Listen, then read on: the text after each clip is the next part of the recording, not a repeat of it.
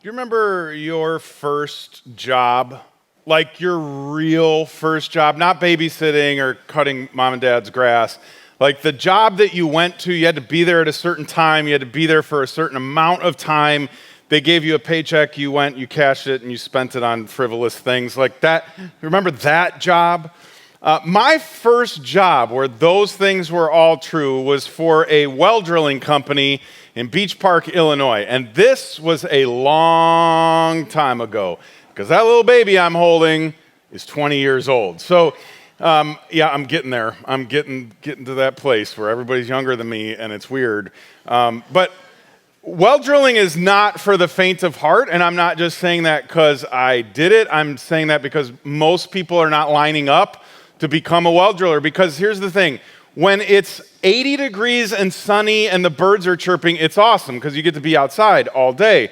But when it's February and it's snowing and sleeting and cold, you have to be outside all day, and that's just not fun. And in the spring, when everybody's excited because winter's going away, and we hate it as well drillers because it's just mud city. I mean, you are going to walk around covered in mud all day long. But besides getting to do what I do today, this was my favorite job of all time, partially because of who I worked with, also because of what I got to do when I was there, the things that I've learned. I liked it so much, in fact, that a couple summers ago, I went back and did it for another month. But that's all I had in me was another month, because this body does not do what the first body did that I had on the screen anymore. But I loved it. I loved it because it was physical, and I could kind of look back at my day and go, this is what I did with my day, right? Like that's a good feeling. And even coming home filthy, you're like, man, I did something with this day today. And a lot of times I would look at that job when I had it or when I went back to it, and sometimes even today, my son works for the kid that's 20 years old now works for the same company. And he'll come home filthy and dirty and messy, and it's easy to look at that job and go, it's a physical job, and it is, that's true. But most of us are not tempted to try and squeeze in the idea that that job is a spiritual job. It's just, you get dirty and you work hard and lift heavy things, and then you go home, and that's kind of it. I mean, when I first started there, this was my official title, Bucket Boy. Because we carried the tools around in buckets, and so I was the guy that carried the bucket around. And then when the work started, I was the guy that sat on the bucket and handed the tools to people that were down in the trenches. Like, it was grunt work in a lot of ways, especially early on. And so there were these moments where I'm like, is this really a significant thing that I'm doing? Or does anybody notice? Does anybody really care, right? Like we do with jobs like we do so many other things. There's some jobs that have like eternal significance and are deeply spiritual, and then there's other jobs that are not. And somehow, some way, over the course of time, we've created, in some ways, a hierarchy of jobs, right? There are some that are they're the baseline jobs. They're the starter jobs. We're making minimum wage, and it's just so that we have enough. I mean, back in the day, it was so we could buy baseball cards. Now it's so we can pay our cell phone bill, right? Like, these are the jobs we're just getting to pay the bills. And then we might climb up a little bit and trade that in for a job where we're making some real money and we can afford to rent a place. And then we might jump up another tier. And besides that ladder, we have these other ladders that are like, this job, this is really impacting people. And it makes a huge difference in the world. And then the job I have is just not so much. And up at the top, this happens a lot in Christian circles, really in religious circles as a whole. The job at the top is this job. I don't want it there, and I'm going to do everything I can in the next little bit to take it off of there. But most of us are like, that job as a pastor or a priest, or in other circles it would be a rabbi, right? Like, they're doing God's work. I'm not doing God's work. At my job, like, nobody ever says that. I'm doing Jim's work, right? Or I'm doing Sally's work. Like, I'm not doing God's work. So people will treat me weird because I'm a pastor, and they give me titles and all these kinds of things. And I'm like, just Josh is fine. You just call me normal guy, because what I do is no more important or no more spiritual than what you do. It just looks a little different. The context in which I do it is a little different. As Christians, there should be no hierarchy of jobs. And here's how I can best illustrate this. When I worked for the Well Company, the man that I worked for, who is like a second dad to me still to this day, taught me more about what it meant to follow Jesus than any other context in my whole life. I went to Bible school. You would think that it would be in my classes that were for a master's degree and all this stuff like, well, that's where you're really learning about Jesus. No. I learned about Jesus from a well driller. I learned what it meant to be like Jesus as a boss. I learned what it meant to be like Jesus as a coworker. I learned what it meant to be like Jesus when I'm serving customers. I learned what it meant to be like Jesus where you give generously to people because you can. Not because you're forced to, but because you've been given much, you give much. I learned all of that from him. No other context, no pastor, no book, no podcast, no sermon series, none of that ever amounted to what I learned from my boss at Beach Pump and Well. So is that just a physical job? My argument is no. We have to move away from just. As Christians, we should know better. We should not be the people at the party when someone comes up to us and the first question they ask is, what's your name? Second question they ask is, what do you do? And our response sometimes is, well, I'm just fill in the blank. And we put the word just in there. Like what we do isn't significant. Like what we do, it doesn't matter. But you don't spend more time doing anything else than your job. And most of us think jobs are these horrible, awful things. I'm really gonna mess that up today. There's my agenda out front. I know most of us, we like coming to church and we keep church here and we keep work there and we don't worry about there until we've left here. But my hope today is to scramble that all up and you're gonna just not like it, but I'm okay with that. And here's why I want to scramble all that up. Because the same sentence we looked at last week, if you were here, if not, you can go back online and watch it later this week. We looked at this same sentence when Paul says, and whatever you do or say, do it as a representative of the Lord Jesus, giving thanks through him to God the Father. Whatever you do. The question we get asked is, what do you do? So Paul would say, when you answer that question, make sure you are doing that as a representative of Jesus. And we're like, oh yeah, this is going to get weird real quick. I'm supposed to be like Jesus at work? Have you met my coworkers? Have you met my boss? And in some ways, that's exactly why we're supposed to be like Jesus. You see, there is no hierarchy. There is no, I just do this, and my pastor or my Bible study leader or my group leader, they are doing this. It's all this. And I would say it all matters. It all matters. What you do as a teacher, what you do as an executive, what you do as a caregiver, what you do as a stay-at-home parent, what you do as a content creator online, whatever it is that you do has spiritual significance.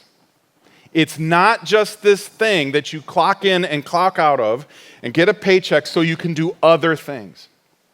That it is central to what it means to be human and central to what it means to follow Jesus. And it has been since the very beginning of time. Work is mentioned in the creation narrative.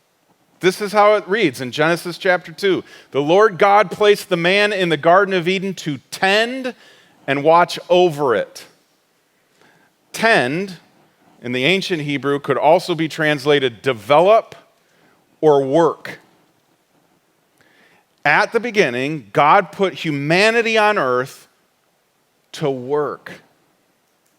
Now, for me, growing up, I always assumed, I don't know if I was taught this or I just kind of pieced it together on my own.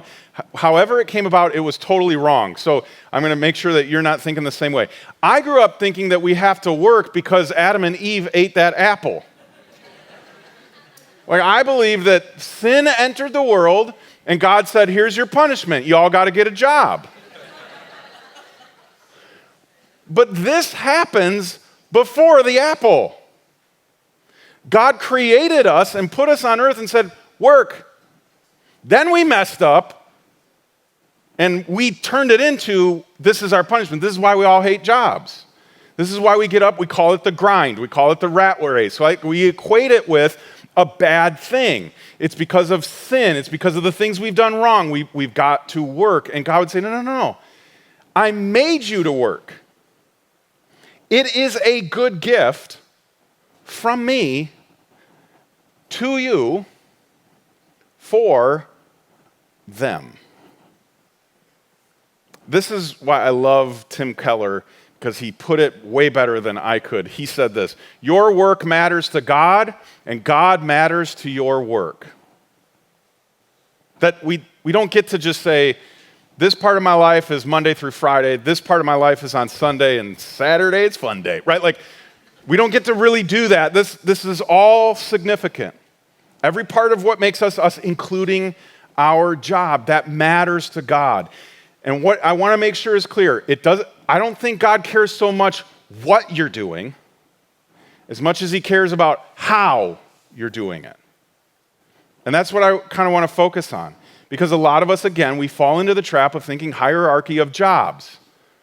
And in God's divine wisdom and in his amazing kingdom, it doesn't work that way.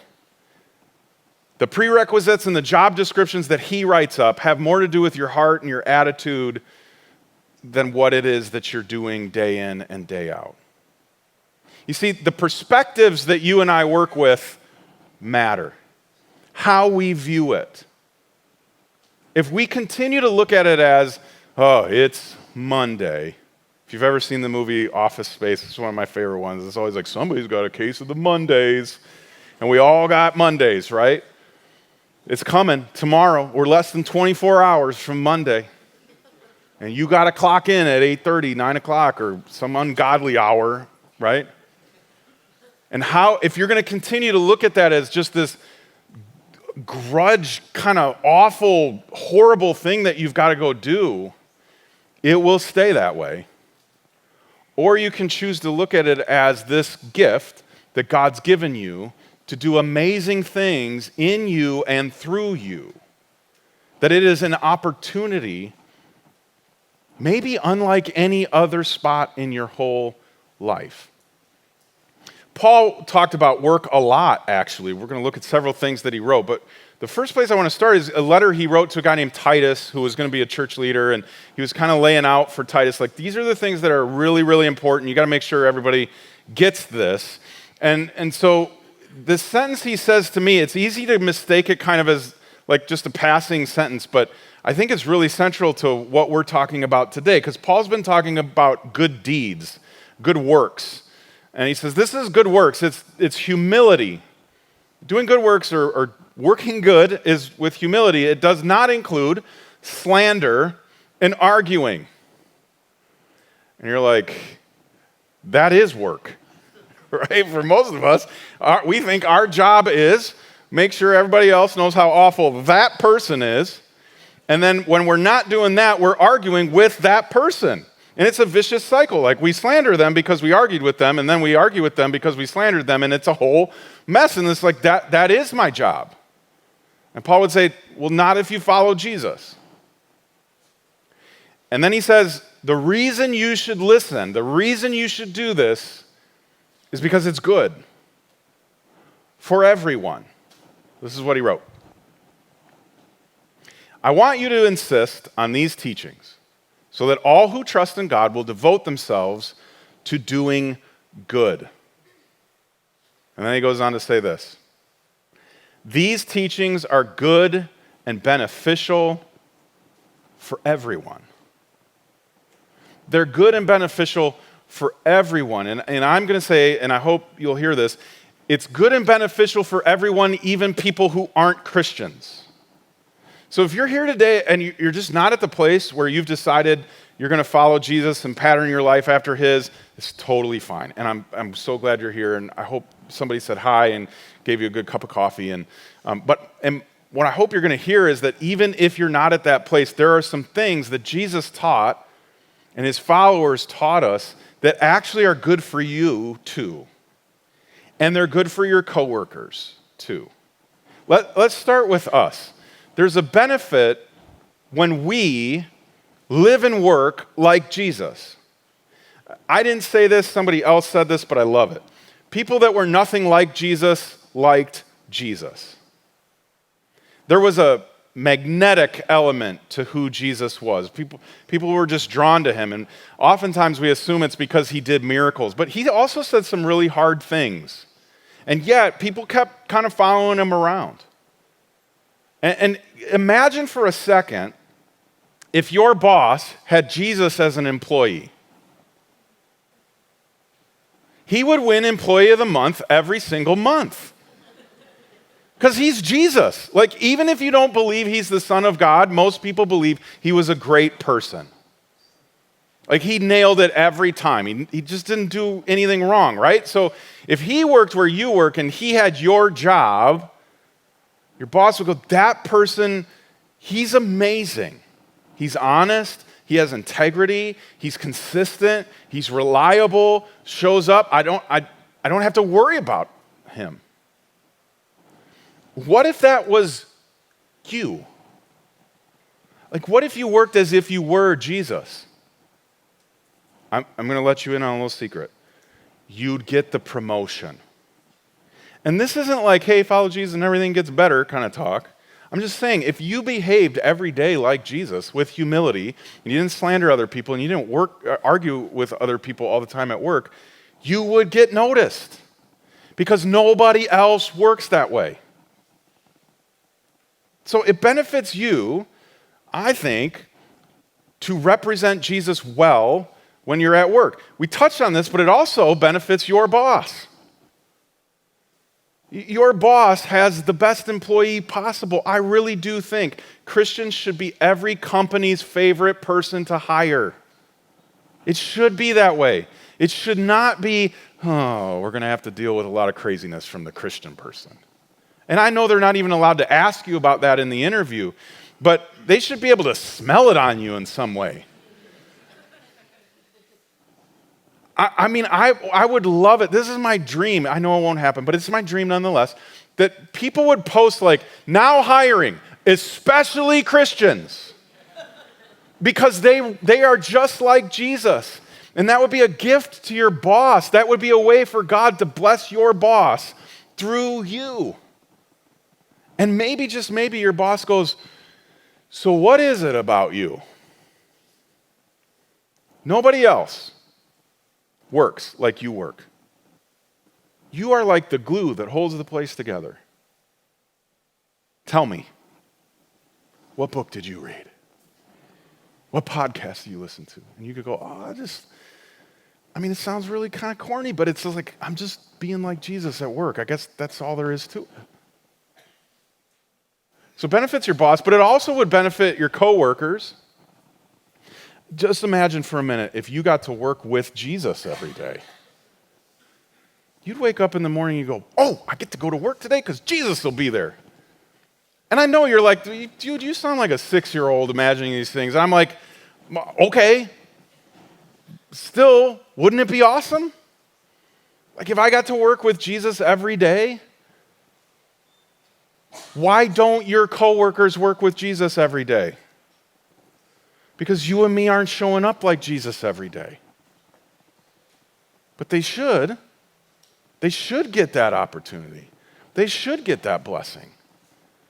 Most people stay or leave their jobs not because of the job, but because of the people involved with the job. You could become your company's best recruiting tool. Our benefits are okay, the boss is terrible, but you would get to work with them, and they're amazing. Talk about changing the narrative. And then finally, it benefits the people you work for, your customers, your clients. Imagine, let's say you are a piano teacher. Imagine if your students got to take piano from Jesus.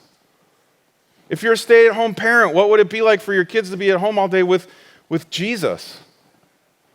What would it look like for your fellow teachers as you're wrapping up the year and talking about how crazy it was and you can't wait for summer? They were having that conversation with Jesus, and the parents that were coming in for like the end of the year, the students and the kids that you serve, that you're going, it was like I was just in a class with Jesus all day. And they may not even label it that.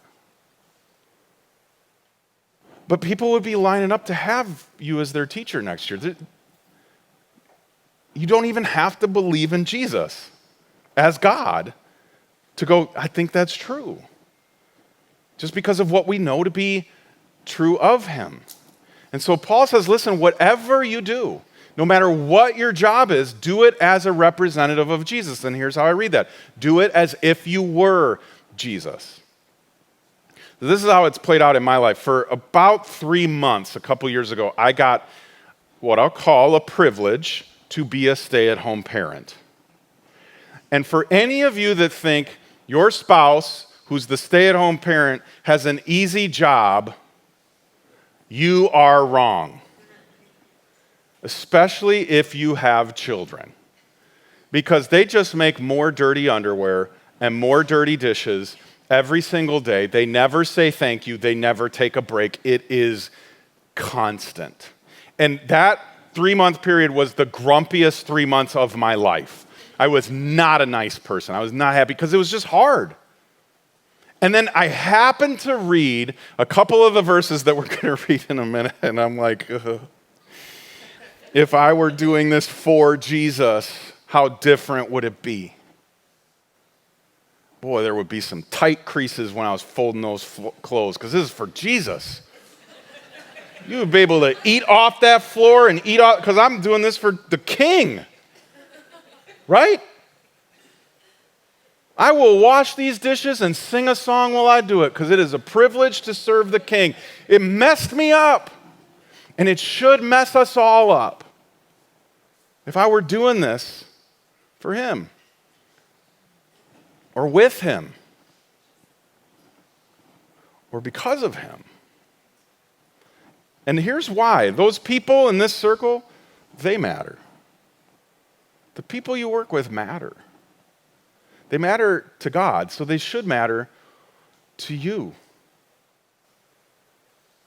And for those people in our lives that are going, I'm still waiting for God to bless me, you might be the blessing.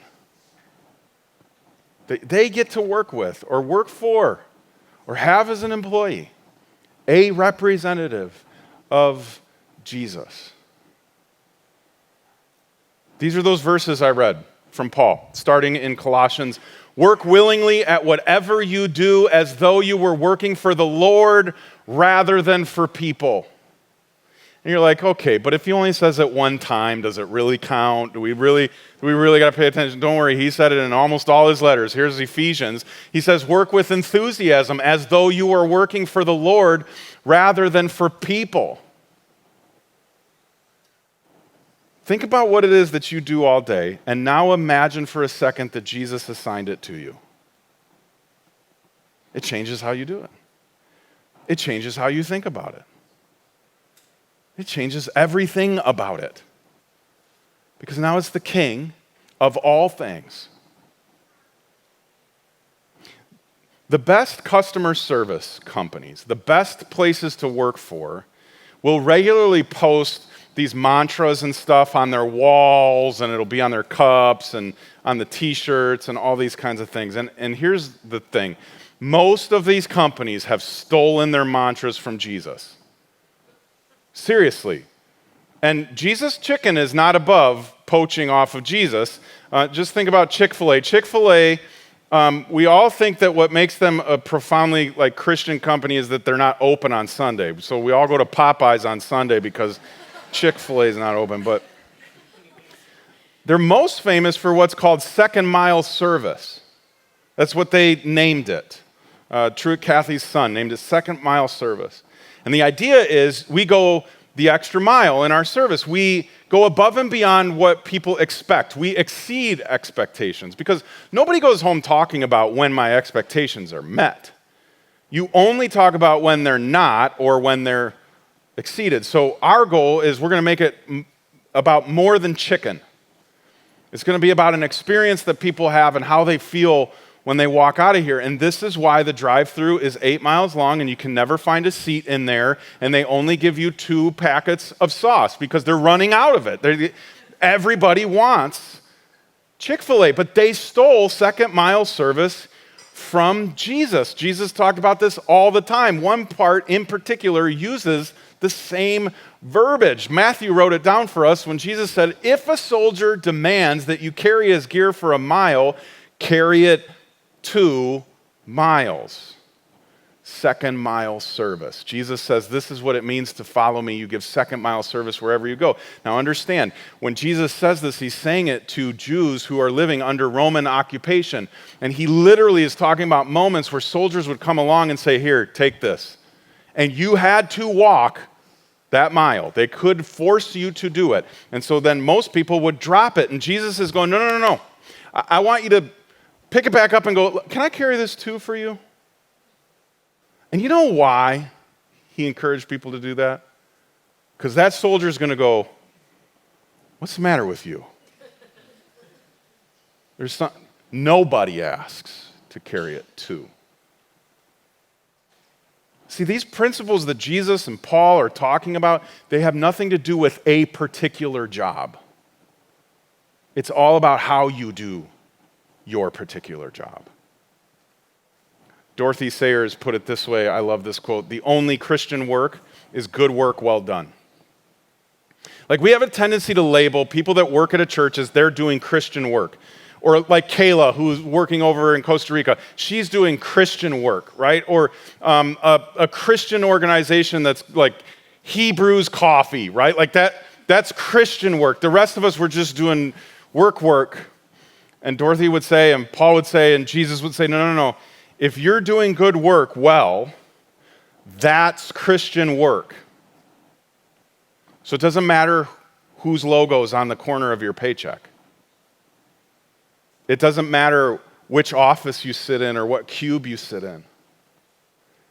That's Christian work if you're doing it well, because that's who Jesus is.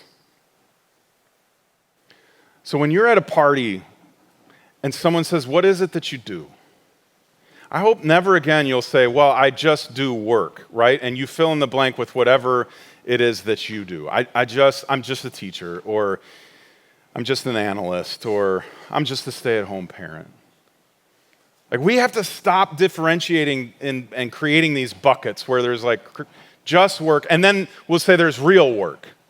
Right, like the real work is at the church, and some of us, we'll joke like, well, my job is, I'm a clerk at a grocery store, but my real job is when I volunteer at work, and I love that. But your job as a cashier at a store is no less real Christian spiritual work than my work. And the reason I say that is because of something Peter said that we've looked at before, but I want to remind you of it because it's so important. Peter said that we are all, well, he said we all matter, but first he said, you are royal priests, a holy nation, God's very own possession. And then he says, as a result, you can show others the goodness of God, for he called you out of the darkness into his wonderful light. And if you were with us last week, you know this part. If you weren't, you can watch it back online. But we are the light of the world, Jesus said. And Jesus said, you don't light something, then put a bucket over it to hide it. You put it out for everybody to see. And I think one of the ways we could kind of internalize that is Jesus did not invite us into his wonderful light and light us up so that we would just hide under the bucket that we call the church. He said, I lit you up so you could go out into the world and show everybody the God colors of the world. And one of the best and primary and most impactful ways that and places you can do that is at work. Because you can represent me when you're there. So the perspectives we work with matter, the people we work with matter, and the purposes we work with matter. The reason you get up and go do what you do is bigger than a paycheck. It's bigger than a bill that needs to get paid. It's bigger than a college fund. It's bigger than a retirement. It's you being a pastor. And your congregation might be a little different. But it's no less spiritual. It's no less real. It's no less important. This is why I say, whether you're online or at work, it all matters. So here's what I want you to do for the next little while. Something to remind yourself, because all the companies love mantras and they put this out there. I'm going to give you one, and I hope that you'll write it down. I hope that you'll put it in a place where you'll see it regularly to remind yourself. And I'm actually going to give you something in a minute to help remind you. But it's this simple phrase. My work as a fill in the blank, whatever it is that you do, teacher, accountant, well driller, stay-at-home parent, retiree who takes care of my family and grandkids all the time, or is a good neighbor, like whatever it is that I do, that I would call my work, is just as spiritual as Josh's work as a pastor. It's just as profound, it's just as important. Do not miss that. I hope you tell yourself that every day. Tomorrow when the alarm goes off and you open your eyes and you're like, oh, it's Monday. You go, but what I got to do all day today is just as spiritual, just as important, just as eternal, just as godly as whatever it is that Josh is going to be doing today.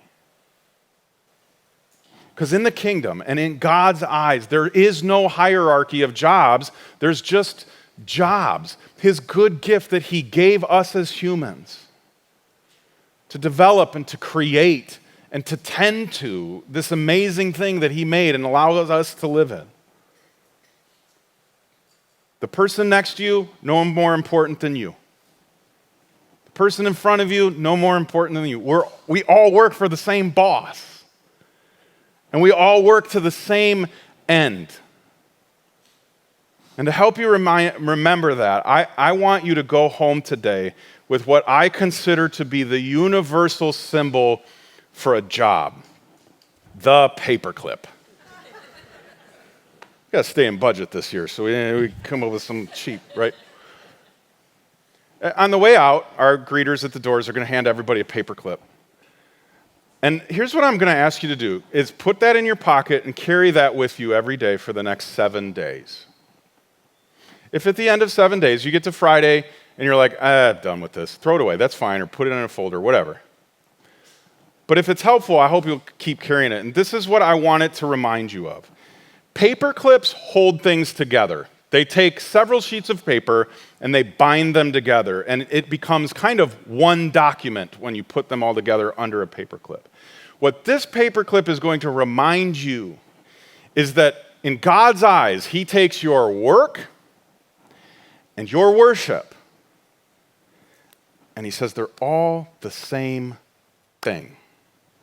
That you can honor me by the way that you work. You can represent me at your job. It doesn't have to be when you're at church and there's somebody singing or somebody talking about a Bible verse. And you know, anytime there's a paperclip on anything, you're like, that must be important. What you do is important.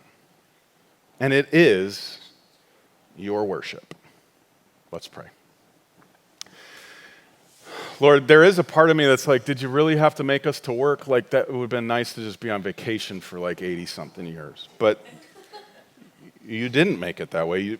In your infinite wisdom and your insane intelligence, you knew that we needed jobs. We needed purpose, and we needed this thing that we could get up and go do. And somewhere along the line, God, we have robbed it of its goodness. We've turned it into the result of a sin, and it's remained bad ever since. But you've taught us over and over again with your own words and Paul's words and Peter's words that what we do as a job is way bigger than a paycheck or a career or a retirement, that it's a way for us to represent you well. It's a way for us to share how good you are with the people that we work for, the people we work with, and the people we work toward. And so help us this week to remember that the way we work is just as much worship as the way we sing, and that our job is no less important than a church job, because it's all church jobs. Because our role, our primary call in life is to help people find and follow you. And the best way we can do that is by being you at work. Thank you so much for making sure that it all matters. In Jesus' name, amen.